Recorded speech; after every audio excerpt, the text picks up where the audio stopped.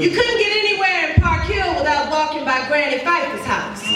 A coral peeling weathered flat that looked like dessert cake and white frosting awnings sugared in decay, and the crab apple trees that spilled their fat bitter bulbs on the lawn that she religiously watered once in the morning and again at dusk.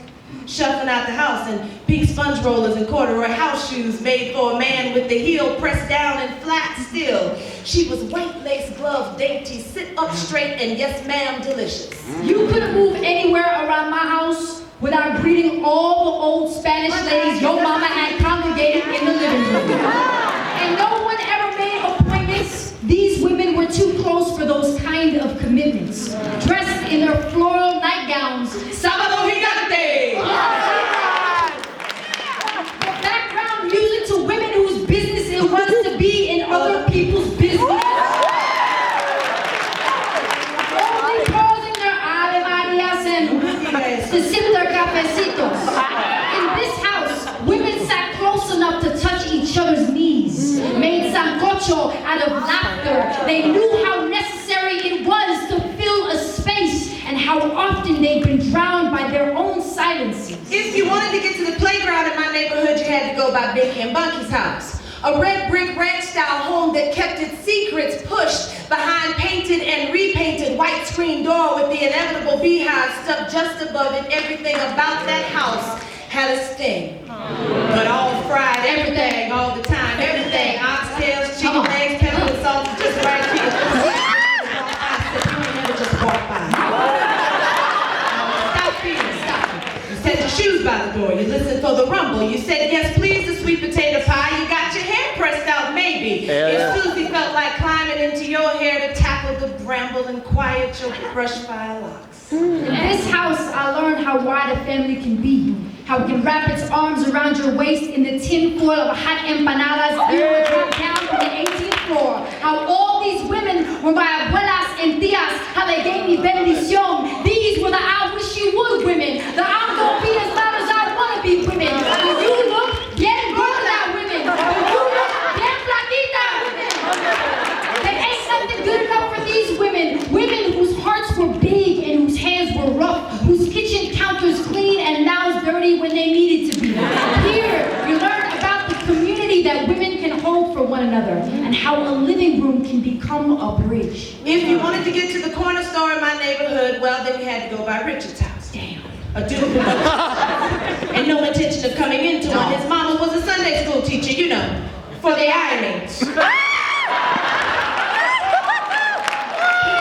Daddy, all the worst boys in Park Hill didn't seem to have a daddy, just dirty words and hands. Now, if you wanted to get anywhere on Saturday morning in my neighborhood, well, then you had to hide from Jehovah's Witnesses. She gonna talk about it.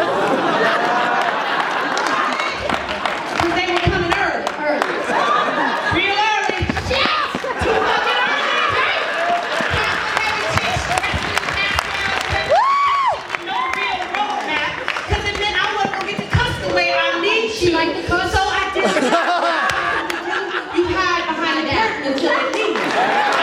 Once you go over to the next house, not get in there either. They never did seem to get in, and maybe that's why it took God so long to find you. Because you were hiding from everything, even yourself. And it was gonna take you years to know that. If you wanted to have your first kiss, you picked the boy with the soft hands.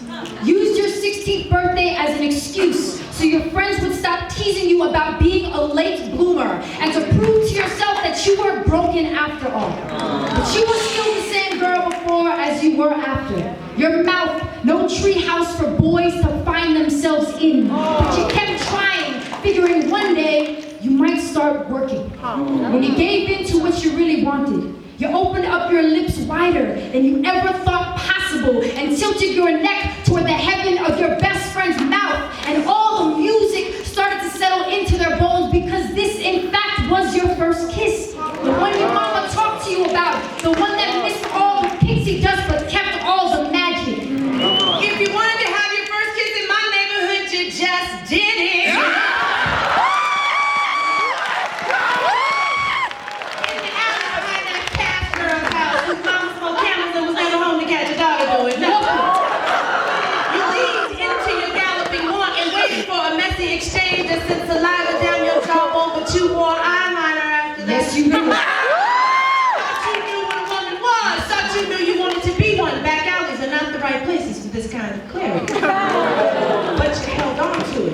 Because that's what you do. When there's nowhere else to go. When there's nothing else to hold. When the place you are is the only thing telling you what you will become. You hold on to it. You hold on to it. And you call it home. Thank you.